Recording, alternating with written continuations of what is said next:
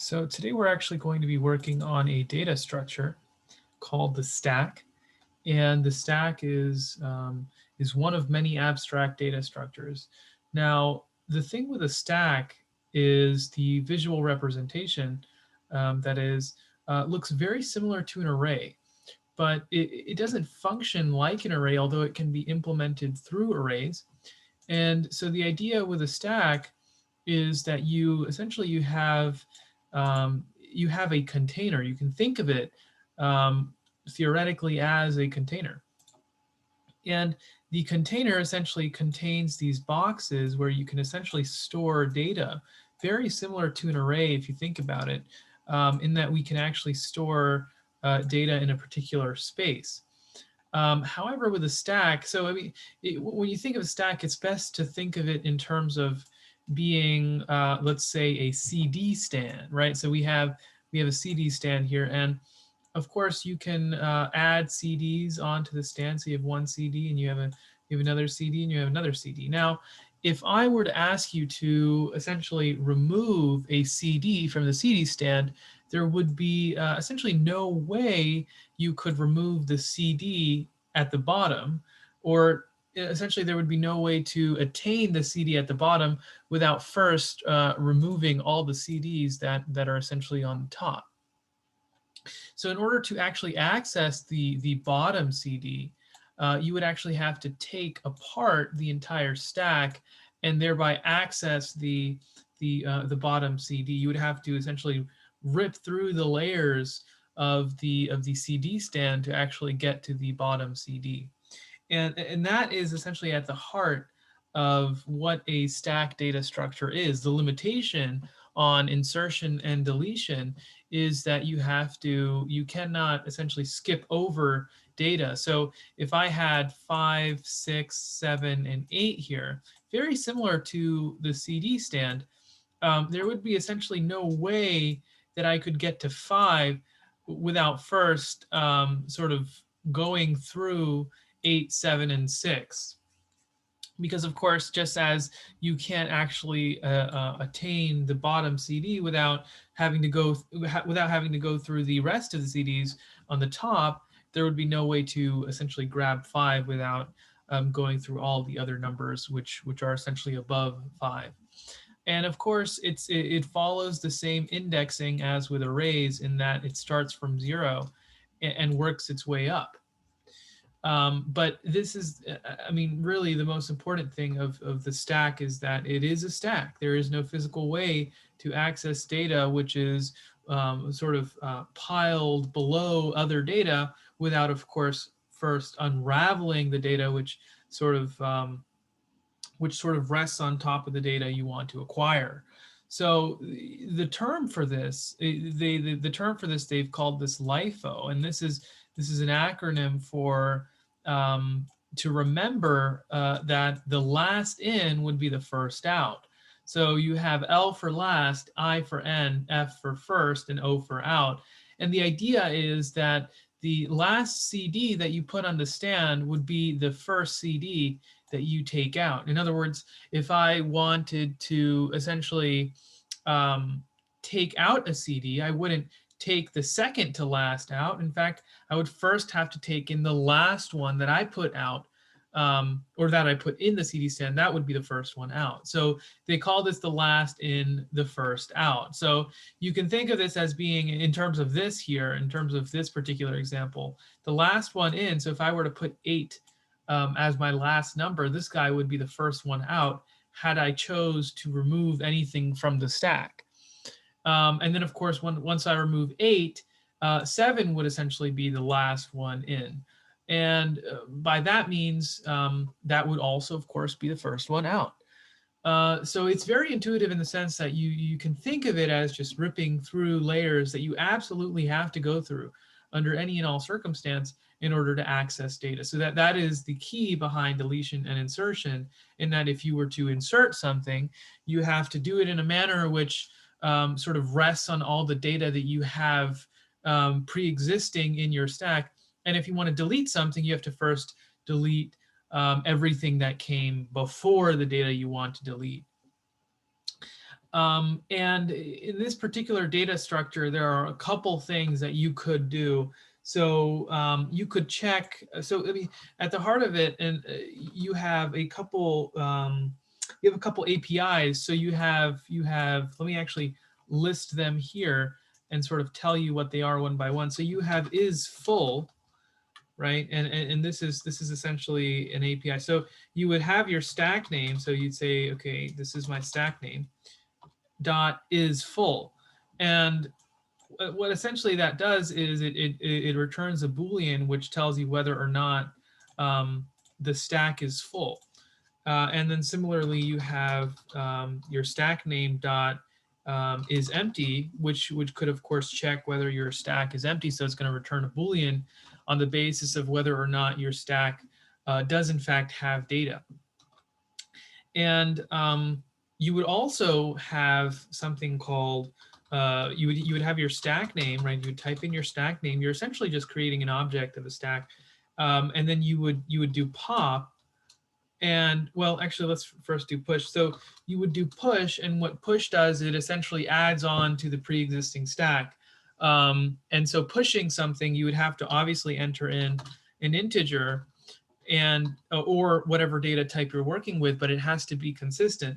So you could enter in your data type, and that would essentially push it on to the stack that already exists. So you could also have, conversely, you could have something called pop, and pop is but a function where you can actually take from the stack. So popping would essentially be removing a particular data type or a piece of data from the stack. So if I want to remove 8 here, I would do stack name dot pop, and it would remove 8. Now, the thing that we want to remember with popping or pushing is that you can't push anywhere you want, and you can't pop anywhere you want. In other words, if I had this if I had this stack here, this stack that I have where I start from 5 and 6 and 7, and then I have this data. So if I wanted to pop 6, I would first have to pop 8 and 7 first. Then and only then could I safely pop 6. Similarly, if I wanted to push anything, if I wanted to add something onto this stack, I would actually have to suppose 8 wasn't here at the third place, at the third index, and we just had 5, 6, and 7. So if I wanted to add 9, I would have to add it on top of 7. I can't add it on top of 6. I actually because 7 is already there. So really, if you add anything, you have to add it on to all the things that you have in your stack before you chose to add something. And if you want to delete something, you can't delete it from anywhere. You have to first delete it. You have to first delete all the other things that sort of come before what you want to delete first. So if I wanted to delete 6 here, I would first have to delete 8 and 7. Then and only then could I actually delete 6. So there is a form to this, which it's sort of a it's a very important constraint, and it's an intuitive constraint as well, because it's exactly what you'd think, right? In terms of a CD stand, you can't remove the bottom CD without first removing the CDs which come before it, and you can't insert a CD in the middle here or on top of the middle CD without first removing the top CD. So deletion and insertion, that's really how data structures differ. They're differentiated on the basis of how you delete and how you add. So we have these methods here. You have stack, you have is full, you have is empty, you have push, you have pop. Now the thing about pop is not only does it essentially, remove a particular element from the stack in a very regulated manner that we just discussed, but it also returns the particular data type. So not the data type, but the particular data that you're in question, essentially. So if I were to essentially do pop, it would remove the top. And if I were to do if I were to do push, then it would push something on top. Now, you're probably curious as to why push, the API push takes in an integer, but the API pop takes in nothing. Well, the key to that is very simple, and the idea is that you have this index. You have this index called, well, there's something that we refer to as top, and top is essentially a pointer, and it keeps track of what your of where you are in your stack, what was the last one entered. So you can think of the top as keeping track of what was the last, where really was the last piece of data entered. So if essentially, if we had a stack, and let me sort of get more space here, if we had a stack that sort of had, 2 and 4 here, and this is of course a stack of length 3, so we have 0, 1, 2 indexes. So it's not completely filled, the stack, but it does have elements in it. It does have data. And if I wanted to, so in this case, this would be the top. So you have to understand that the top is not actually the last index or the element at which the last index is referencing, but really it's just where the last piece of data is. So in this case, the last piece of data is at 4 or is at the index 1. So your top, you can think of it as but an index keeping track of where your last piece of data is entered. So in this case here, where we have where we have several pieces, much more than we had before. So if we had, let's say, 4, 3, 6, so this would be your top here. So your top would actually be equivalent to the index which references the last element. So 0, 1, and 2. So your top would actually be equal to 2. So the top is really just keeping track of the index at which the last element has been entered. It is not, as you would intuitively think, that it is the top of the stack or anything else. It is in fact where the last piece of data was entered. So your top is keeping track. So when you remove something from the stack, your top becomes, your top stops being, if I remove 8, my top is no longer equal to the index which references the last element entered, because the last element entered no longer exists because I've removed that element. The top is then reinitialized to being where the last element is. In this case, it would be at index 2, referencing the element 7. So the top is really important. So when you do pop, you're actually just popping from the top, wherever the top is. So if I had, a stack that looks something like this, and if I were to do pop, then it would pop 2, and the next time I do pop, it would pop 6. In no manner can it actually pop 4. If of course 2 and 6 was above it, in no manner could it actually pop 4, because it has to pop 2 other elements before actually popping the one you want it to pop. So you have to be able to pop all the elements that come before, and of course pop also returns the element which you are in fact popping. So these are a couple things to remember now. You could have, and these are completely optional if you're making a stack from scratch, which we'll be doing shortly. You could have stack name.print, right? And you could also have, in which case you would actually print all of the elements in the stack. And you could also have stack dot, you could create a method which could give you the ability to return the index at which a particular element resides, or you could make a method which can give you the value if you were to enter the index. So you're going in reverse there. But this is the basic idea of a stack that, and of course you have to remember that it differs on the basis of deletion and insertion. So let's actually go here and make we're going to go ahead and make a stack from scratch. So the idea here is that we're going to have a stack class. And in the stack class, we're going to have some instance variables. Maybe we can have, so we need a size, right? So the size of the particular stack. And these are our instance variables, by the way. So we have these instance variables, and we have a size of the stack. We also we could also have an array. We would need an array because we're implementing the stack via arrays. So we're going to have an array here as well. Now, with the array initialization, you could have it here as well as after the name. Both of them are perfectly fine. So we have our size and you have your array. You could also have so you want to keep track of your top. And the reason that is because if you think about it, if we have a stack and we have 4 and 6, so this would be our top, right?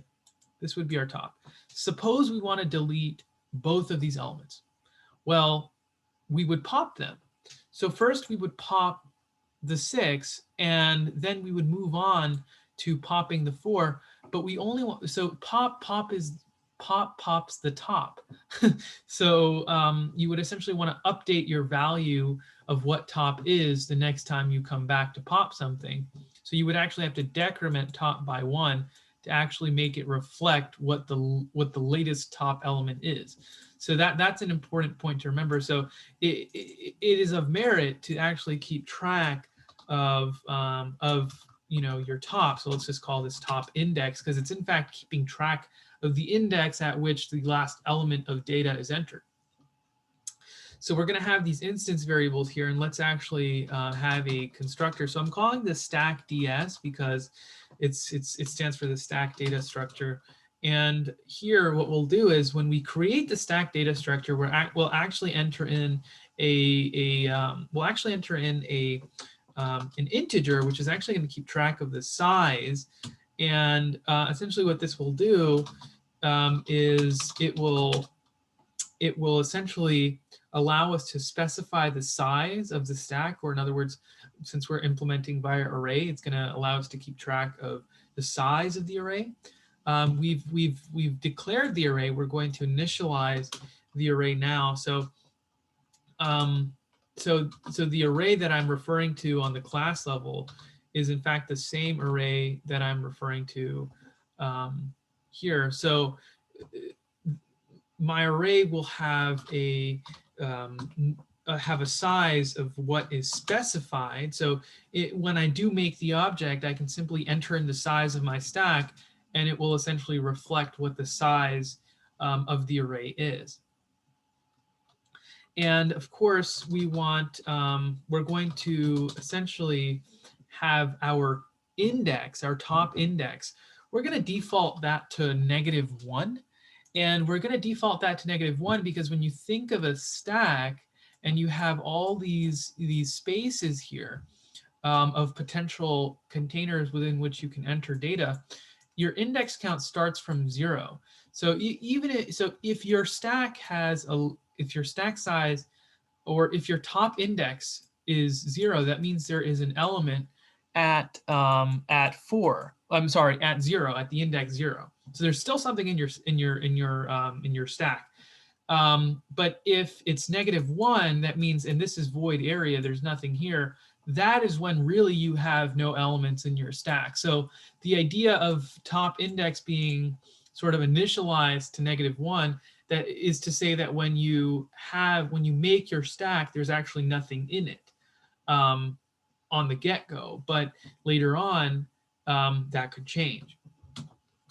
So let's go ahead and first make 2 methods. The first method we're going to make is we want to check if the stack is empty, right? And so we're going to have a method which is going to check if the stack is empty. So it's going to be if is empty, right? So it's going to return a Boolean, and it's going to be called is empty. And what this is going to do is it's just going to return a true if it's empty, false if it's not. We're not going to pass any parameters, obviously, because we just want this to judge whether or not the stack is empty or full. So we're going to say that if the size of the array, so if the size is equal to -1, or rather if I don't want to say the size, because we could have a size of, let's say, 5, where we have 5 possible containers within which we can enter data, but the size would still be equal to 5, but it doesn't mean that there's something in the stack. So we're just going to say that if the top index is -1, that means we have nothing in the stack, because we haven't entered anything. So we'll say that if the top index is -1, we'll return true, that it is in fact empty. Otherwise, we'll return false. Or really what I'm thinking is when you're just assessing one statement, you can just assess that statement directly. You can just return it directly. So that's what we're going to do. So this method here is going to check if it's empty. And then we're going to have another one, which is essentially going to check if the stack is full. So we're going to say is full. And this too is going to return a Boolean. So it's going to be is full, and this will check whether or not the stack is full. So so we're going to say that if the top index, so when you make these conditions, you essentially want to assess what it means for this condition to be true.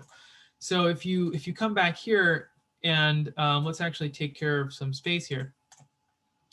So if we had a stack, and if you don't know which conditions to install or which conditions to use, just think about what it means for that condition to be true. So if you had, let's say, a stack here, and of course, since we have 1, 2, 3, 4, 5, 6, so we have 4, 5, 2, 1. So that means these are all our elements in our stack. So these would be our indexes. And we're recalling that the top index is essentially keeping track of where the last element in the stack was entered. So this is our top here. So for something to be full, right? This is not full. So let's go ahead and fill it up and then see what we can make out of that. So these are our elements. These are our indexes. So and this is our top now, because our top is essentially keeping track of the last element, which was pushed onto the array or the stack, if you will. And the idea here is that the last element, so 2 is actually 2 is not our top. Our top is keeping track of the index, so our top is actually 5. So if a stack is full, that means our top will equal the length of the array, which is 6, minus 1, which is 5. Does that make a little sense? So I'm trying to say that if you have the maximum number of elements in your stack, then your top will always be 1 less than the length of the array. So you really just want to judge whether or not your top is 1 less than the length of the array. Here, the length of the array is 3, and my index count is 1 less than the length of the array. We know that the top is, in fact, 1 less than the length of the array. And when the top is 1 less than the length of the array, if, of course, an element resides at this particular spot, when the array is full, if the top is, in fact, 1 less than the length of the array, then we know that the stack is full. So this is a good metric by which we can judge whether or not the stack is full. So we can, in fact, come back here, and hopefully I was sharing that. I don't think I was. Really what I was trying to say was, so I came back here and I said that if I have a stack and I have all these elements in a stack to the brink so that it's full, then my top is essentially 1 less than the length of the array, because my top would be the latest element that I entered into the array or the stack. And in this particular scenario where my top is equal to the last element that I enter in, if you look at the length of the array, which is 6, 1 minus the length of the array is the index at which top resides always. if of course your array or stack is full. So we're using that, that metric. So if the top index is equal to the array.length -1, then we can judge that the stack would be full. So we're just going to judge whether or not that condition is true. And of course, the length of your array is essentially the same thing as the size. Remember that you specified size actually stores. So 1 second here, I think. So size is actually storing the length of your array. So you can say top index is equal to arr.length -1, or you could just say that size is equal to length -1. So if the top index is equal to the size -1, then it's full. If it's not, this is going to return false. So that's how. So we've covered two methods thus far, and we're going to cover another one here. This is going to be the pop function. So we actually want to pop something onto the array, and the idea is that we're going to create a public method, and we want to. Well, actually, let's work with insertion first. We want to push something, so we're going to say public push, and we're going to essentially. So it's going to be void. It's not going to return anything. It's just going to push something onto the stack. So we're going to push an integer. So we're going to have int n. We want to enter that in as a parameter. And the idea is that we are going to essentially, so if we push something onto the stack, we want to, if you think about it, let me show this here. So if we have a stack and the stack looks something like this, 1, 2, 3. So we have two numbers here. If we want to push something on this particular location, we want to reference the index at which that location is. So the top is essentially going to take into account what the latest element is being entered. So right now, this is the top. And if I want to push something, I have to just add 1 to top. And now top will be the next index, which is referencing the next box.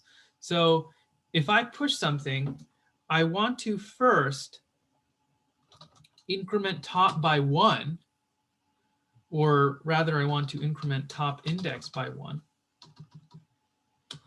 And well, first, let me go ahead and save. Well, I don't think that. So I want to increment top by 1, and actually it's called top index.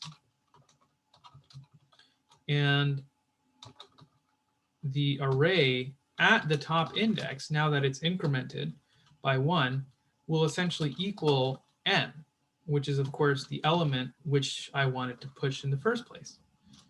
So I think this would suffice as far as actually pushing something goes. I simply increment top by 1, and wherever top is, I can then reference that as an index and store n, which I wanted to enter. So if I say that pushed n, right? I can now test out this push function here in my main method. I can create a stack object. So I'm going to call it stackds.stack, or I'm going to call this STK. I'm going to call this object stack STK equals new stack ds of size 5. So if I wanted to essentially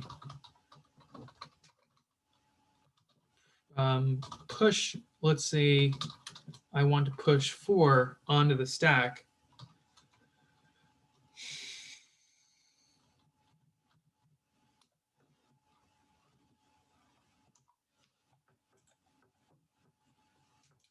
it would say that it's pushed 4. And if I want to essentially repeat the process, in that I'm now going to push 6, now it's going to say that it's pushed 6. So the push function seems to work. Now let me work on, so this is the push function here. And now I'm going to essentially work on the pop function. So the pop function, not only does it, so I'm going to make a note here, not only does it remove, but also returns. In other words, it removes the whatever element is at the top, or it removes whatever elements at the top, but it also returns that particular element. So we're going to have public, and it's going to return an integer. So I'm going to have the return type as an integer. It's going to be called pop. It's not going to take in any parameters because we can only ever remove the element which is considered to be the top. So here, what you want to do one of 3 things at a time. You want to remove the element at the top, whatever that may be. And let me visually represent this.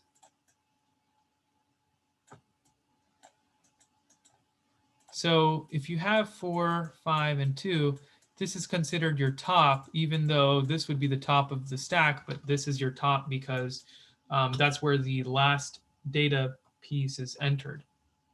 So when you want to pop something, not only do you want to remove this element, but you also want to decrement the top by 1. In other words, you are decrementing the index, which is responsible for storing where the last element was entered. So this would be the last element entered, and when you decrement top by 1, or this would be the last element, this would be the index which would keep track of the last element entered, and when you decrement top by 1, you are in fact decrementing the index, and now this element owns the index, which is actually equal to top.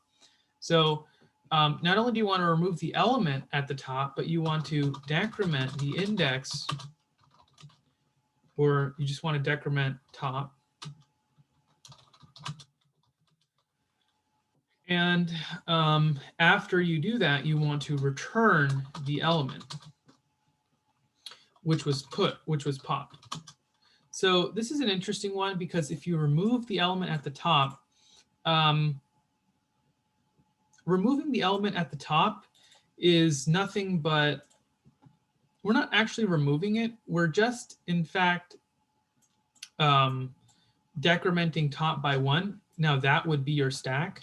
So if I had like a stack like this, for instance, 1, 2, 3. So if I had 2 elements here, or 3 elements, if I were to decrement, and top is this right now, if I were to decrement top by 1, so my top would then be 4, this would be my stack. There's no reason to explicitly delete this in any manner, shape, or form. This would then update to be my stack.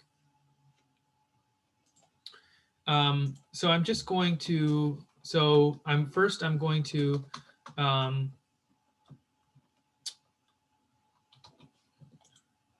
decrement the top index by 1,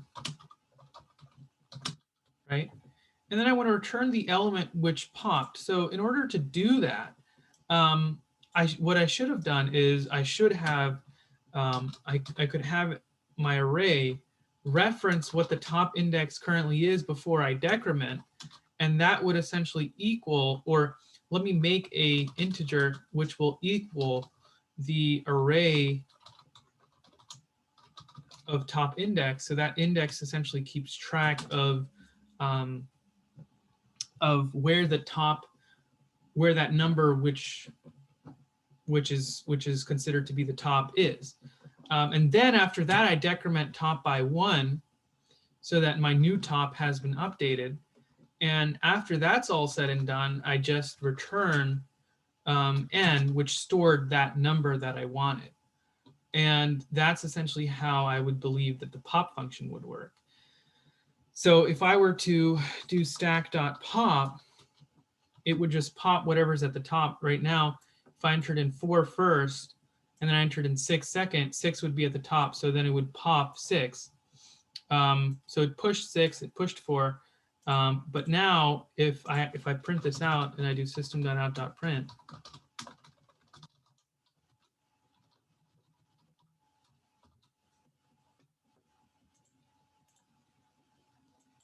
it says 6 because I've essentially pushed 6. So I could just do system.out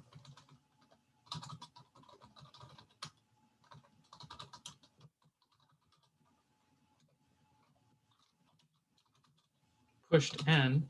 So now when I do F11 to run my program, it could say pushed 6, but it's kind of merging here. But it's giving me 6 again. So I guess what I could do is I could erase the line part and just have it like this so that it would just return n on the same line. Let's see here. Stack.pop and pushed 4, pushed, oh, I want to say popped.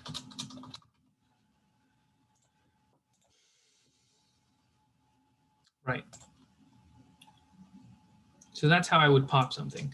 Now you'll notice that if I do this again, if I do this particular line 60, if I do this again once more, it would essentially pop 4 now. So it's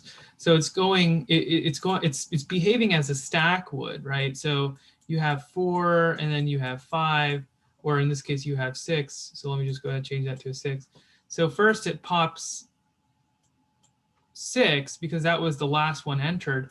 Then it pops 4 because now it can have access to 4. So that's how your push and pop function would work. Now, the thing is, you want to take into account some edge cases here. You only want to pop something if there is, in fact, an item in the stack. So you want to make sure that your stack is not empty. So if you're, and you have a method which actually returns a Boolean, whether or not it's empty. So if you say, if you negate is empty, then it's going to say if it's not empty. So if it's not empty, then and only then do you actually want to, do all this, right? If it's not empty, then and only then do you want to pop. Otherwise, you just want to return -1. Well, you'll just say that system.out.print. So if it is empty, then we'll just say empty. Cannot pop if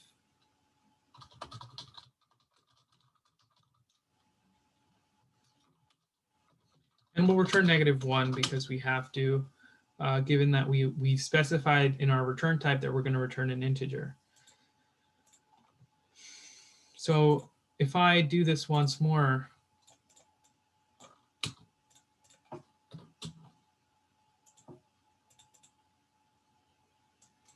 right, it's going to give me this error because top index has, if you pop something, top index just decreases to 1 each time. And then, of course, it eventually reaches -1 so that you actually can't pop anything else if it doesn't exist. I want to make a method to print. So public int print. I'm not going to return anything, so I'm just going to call this void.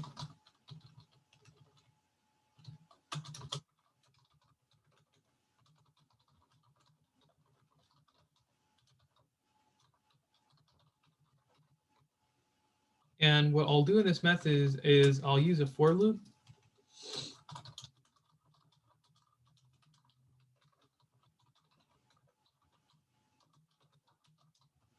And what I'll do with the for loop is I'll essentially just print out all the elements of the array, which are in fact all the elements of the stack.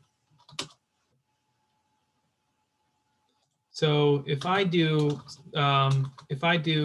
stack.print here, you'll see that it actually won't print anything. It just prints a bunch of zeros. because so let me actually make this a little more clear here. So I've pushed 4, I've pushed 6, I've popped both of them as well, and then I print out the elements which are in the stack. And then of course these zeros are here because I still have a bunch of empty elements, right? Because my print function actually prints out all of the full array. And you'll note that an array actually has zeros if it doesn't have elements in it.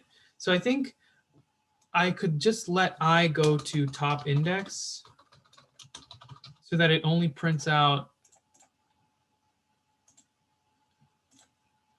So we start at 0 and we go to top index. It doesn't print anything out because I've popped them. But if it goes to top index, then it'll only print out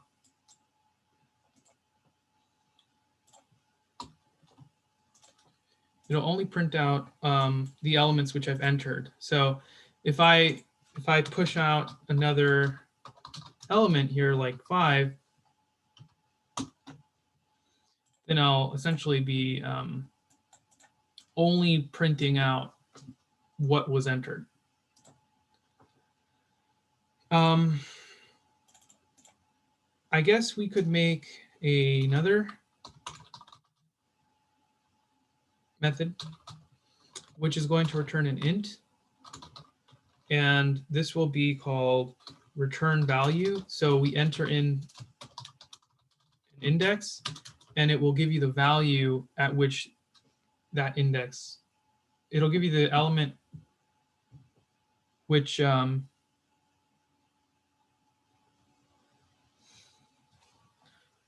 essentially give you the element which I have to go.